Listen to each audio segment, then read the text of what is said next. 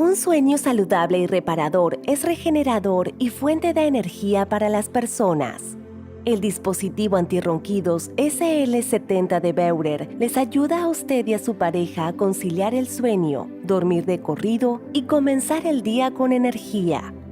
A continuación le ofrecemos algunos consejos para utilizar el dispositivo antirronquidos SL70. Antes de usarlo por primera vez, cargue el aparato durante al menos 3 horas. Luego descargue la aplicación gratuita Beurer Sleep Quiet en el App Store o en Google Play. Conecte a continuación el dispositivo antirronquidos con la aplicación. Mantenga para ello pulsada la tecla de encendido y apagado del dispositivo antirronquidos durante 3 segundos hasta que el piloto de funcionamiento comience a iluminarse. Seleccione el tamaño de almohadilla que mejor se adapte a su oído. Colóquese el dispositivo antirronquidos en el oído. Gire la almohadilla de forma que la abertura señale en la dirección del conducto auditivo. Después podrá acostarse como acostumbra.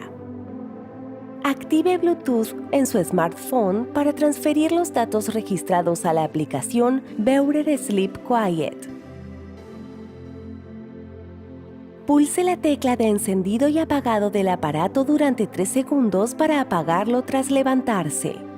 Una breve vibración confirma que el dispositivo se ha apagado correctamente.